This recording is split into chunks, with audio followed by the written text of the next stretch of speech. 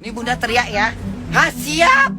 Tuh, Bunda ya, Bunda teriak ya. Juga itu adalah kepercayaan diri teman-teman. Ini yang aku sering temukan ketika aku melihat ditanya tentang perbedaan antara orang sini dan orang Indonesia gitu kan. Misalnya gitu. Jadi kalau kalian yang tinggal di area Los Angeles dan sekitarnya, kalau kalian lagi pengen produk-produk Indonesia. Halo guys, welcome back to my channel baru Gojul Explore. Sekarang di video ini sebenarnya lebih tepatnya gue mau ngasih tips buat orang Indonesia yang tinggal di luar negeri. Terserah ya siapapun kalian, apapun profesi kalian di luar negeri, bisa itu pelajar, bisa itu karyawan, bisa itu diaspora atau kita sebutnya orang Indonesia yang memang udah lama di luar negeri dan punya usaha kecilan. Jadi siapapun kalian, sebenarnya gue pengen bilang bahwa kalian ini punya kesempatan untuk bisa sukses gede, sukses banget di bisnis ekspor.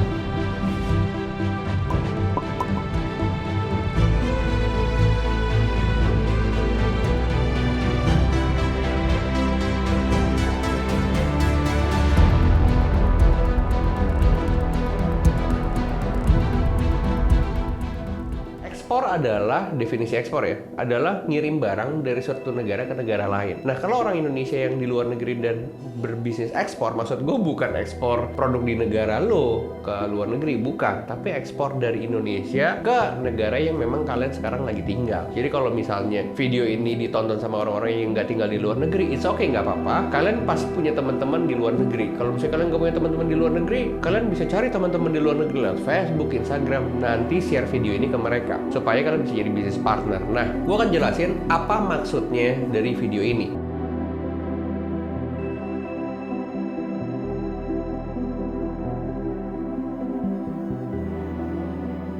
Jadi, gue tuh sebenarnya kemarin sekitar tanggal 20 Desember, gue tuh berangkat ke London, gue berangkat ke Inggris. Gue berangkat ke Inggris itu memang sebenarnya hanya untuk liburan, untuk Natalan di sana dan Tahun Baru. Jadi gue berangkat tanggal 20 Desember sampai tanggal 25 Desember gue di London, sekitar kurang lebih 5 hari. Natalan di sana, habis itu tanggal 25 gue pergi tuh ke Denmark.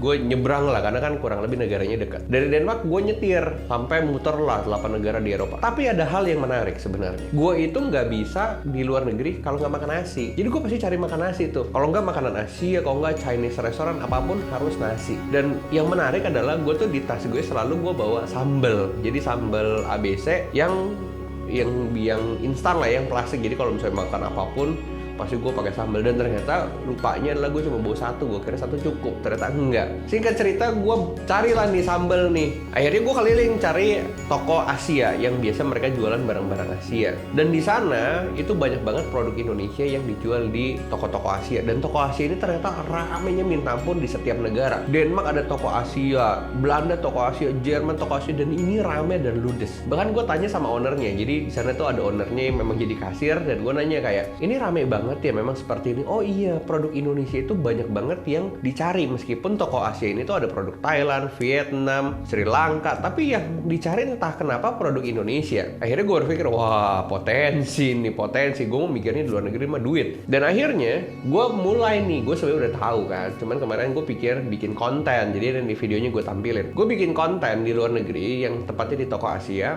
untuk ngasih tahu ke kalian gimana caranya nyari pembeli yang sebenarnya jadi importer di negara itu terhadap produk-produk Indonesia. Jadi kalian itu kalau misalnya contoh ya, di luar negeri, kalian mau ekspor nih dari Indonesia ke negara kalian. Kalau kalian nggak pakai distributor, atau kalian nggak cari importir, ya kalian yang jadi importir.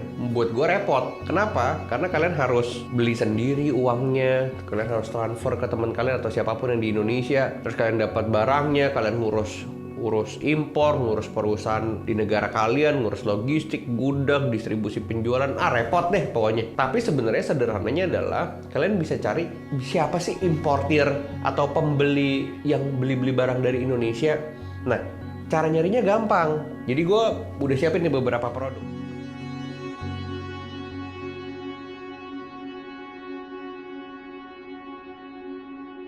Sebenarnya hanya contoh ya, tapi produk-produk ini tuh ada di luar negeri. Jadi Indomie, tisu basah, terus bumbu penyedap, terus kecap gitu ya, itu banyak banget di luar negeri. Kalau kalian yang tinggal di luar negeri, atau kalian yang lagi nonton video ini bukan tinggal di luar negeri, mendingan share ini deh ke teman-teman kalian di sana. Dan ajakin partner. Di luar negeri itu tuh menarik. Jadi yang ekspor produk, kayak contohnya kecap nih, kecap Bango gitu ya. Percaya deh, banyak banget kecap Bango di luar sana, di luar negeri. Itu pengekspornya atau pengirim dari Indonesia itu bukan si Bangonya, bukan perusahaannya si kecap Bango, melainkan biasanya distributor atau trader. Jadi gue punya teman gue itu trader barang-barang beginian nih, tisu basah, Indomie.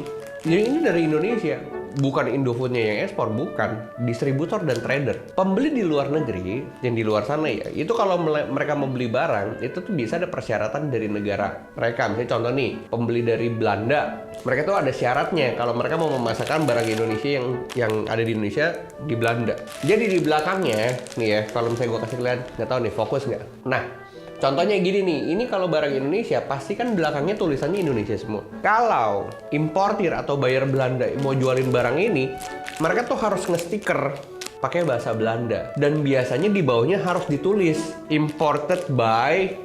Jadi imported by nama perusahaan importirnya. Jadi pembeli di luar negeri di sana tuh harus nulis nama dia bahwa dia adalah pembeli produk ini. Nah, sebenarnya caranya menarik. Jadi gue tuh coba kerjasama dengan beberapa teman Indonesia di luar sana jauh sebelum video ini dibuat beberapa tahun lalu, dan gue ngelakuin ini dan itu berhasil. Jadi mereka itu nyari buyer dengan cara mereka pergi ke toko Asia, terus mereka liatin semua belakangnya, oh imported dari PT ABC Private Limited, oh dari ini private limited. Nah, data itu kan udah tahu tuh, kita punya data. Oh, perusahaan ini nih biasa impor Indomie nih. Kalau di luar negeri gitu ya, perusahaan itu udah ada alamatnya dan emang kita tinggal di sana, itu sebenarnya gampang untuk ditelepon karena biasanya telepon perusahaannya tuh telepon lokal. Jadi kita bisa langsung telepon, bisa janjian ketemu, dan kita udah tahu nih bahwa perusahaan itu tuh beli Indomie. Tinggal kita tanya, "You beli berapa?" atau kita bisa kasih harga lebih murah. Makanya kalian juga bisa ngomong ke teman-teman Indonesia atau kita itu harus nyari barang dari tangan pertama, jangan tangan ketiga, tangan keempat, percuma karena harganya pasti nggak masuk. Jadi kita harus dari sisi Indonesia kita langsung ngambil dari tangan pertama supaya harganya murah. Nanti teman kita yang di luar negeri itu nyari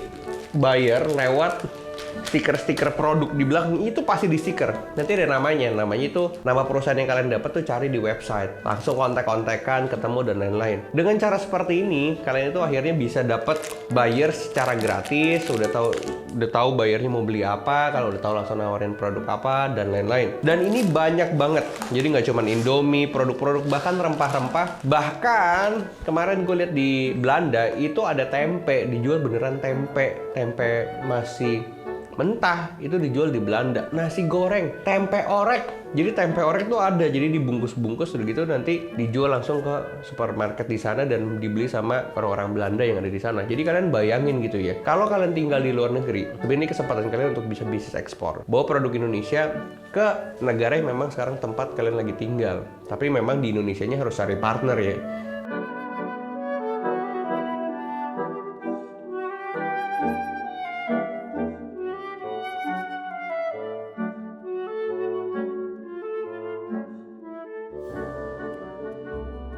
Kalau misalnya kalian mau nyari partner yang benar-benar partner kalian di Indonesia ini punya skill set tentang ekspor, ngerti caranya, dokumen dan lain-lain, buat gue mendingan nyarinya di Bisa Ekspor. Jadi member-member Bisa Ekspor ini kalian bisa aja kerja sama karena mereka udah ngerti. Jadi Bisa Ekspor tuh udah ngedevelop mereka, udah edukasi mereka untuk jadi eksportir handal lah dari sisi dokumen, logistik, produk, harga, supply chain management, itu mereka udah oke. Jadi kalau lo yang lagi tinggal di luar negeri, lo bisa gabung juga di Bisa Ekspor untuk tetap belajar ilmunya seperti apa. Dan kita punya fitur diskusi, jadi kayak forum diskusi kayak Kaskus. Lu bisa ngobrol di sana, lu bisa bilang buka forum kayak, "Oi bro, gue lagi tinggal di Belanda nih, kebutuhan di Belanda nih A B C D E F G, ada yang bisa supply nggak?" Nanti kalian ngobrol-ngobrol, mana yang cocok, kalian bisa langsung jadi partner. Jadi sebenarnya komunitas Bisa Ekspor itu benar-benar nggak cuma sekedar edukasi, tapi mempertemukan orang-orang yang mereka punya kebutuhan yang sama, mereka punya mimpi sama untuk jadi pengusaha dan sukses di Bisa Ekspor. Kurang lebih seperti itu di video kali ini. Jadi banyak video-video yang sebenarnya gue juga share di TikTok, tapi bakalan gue pindahin semua ke YouTube dan gue akan share semuanya di sini. Kurang lebih seperti itu. Jangan lupa like, comment, subscribe, dan pantengin channel Julio Ekspor. Abis itu video-videonya jangan lupa di-share ke teman-teman yang lain. Kurang lebih seperti itu. See you on the next video. Bye-bye.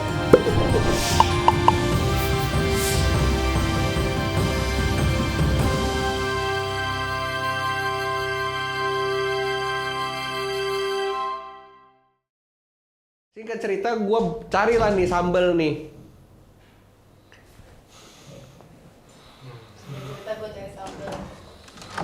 Mbak Mei itu si pilau dipegang dulu, jangan gedor-gedor pintu.